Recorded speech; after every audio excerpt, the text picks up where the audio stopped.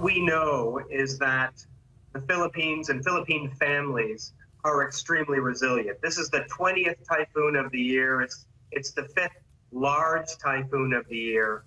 But what we know from around the world and from here as well is that when children are separated from their families, the possibilities of abuse, exploitation, and trafficking go way up. And we are certainly aware, and our team have reported back to us, cases of rape.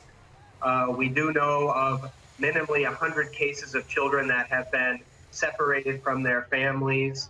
So in these cases where the social fabric has been broken, the opportunities for exploitation go way up. And there's previous experience about this.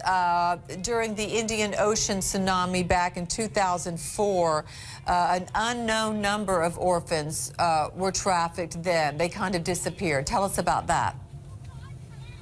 Well, I wasn't there in the tsunami response. However, we do know that there were many children. I don't have the numbers available. I think it's critical at the earliest moment, and we're talking in the first few days of a disaster, that systems are put in place first to identify the children that have been separated from their families, to identify all the children that have been displaced from their communities. We know that millions of people lost their homes, but about 10% of that population, about 217,000 children, have been displaced from their communities.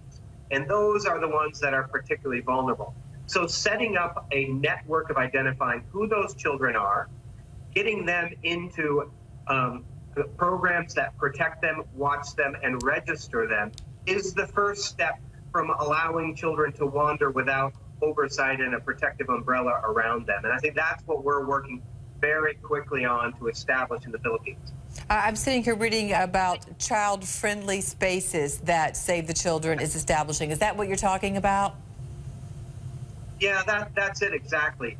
We know that as parents are looking for lost loved ones, as they are searching for food, as they are trying to reestablish their lives, we know that there's been a critical lack of water, parents looking for water. They simply don't have time always to look after their children. So the smallest children, ages 6 months to 5 years, we are establishing safe play areas. Parents can drop off their children. They know that their children will be taken care of. They know that their children will be distracted from the chaos around them so that parents can focus on other things. And safe play areas, we know, are life-saving interventions.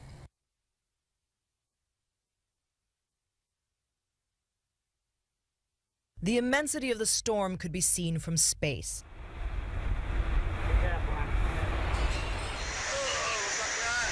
But only on the ground could Typhoon Haiyan's true horror be captured.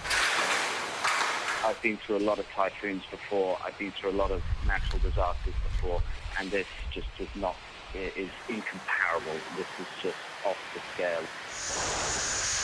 The Philippine city of Tacloban, home to more than 200,000 people, was hardest hit by winds gusting at more than 300 kilometers an hour. Underfoot, it is now just a deluge, and if you look behind me, I don't know if you can see it, the staircase behind me is now basically a waterfall. As residents prayed, the storm surge engulfed buildings. A CNN crew helping in the rescue of a family stranded by the rising waters. I can feel electricity in the water, guys. My legs are tingling. This monster storm, it is so big, it's affecting 2/3 of the country.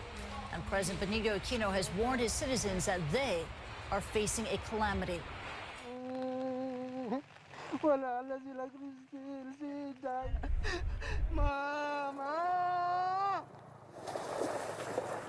The devastation is, I don't have the words for it. It's really horrific. There are fears that the death toll could soar to 10,000.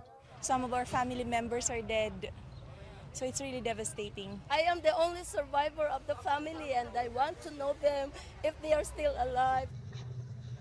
3 days on since the storm itself, there are still bodies by the side of the road. The slow recovery effort only added to the trauma, grief turning to anger. get international help to come here now, not tomorrow, now.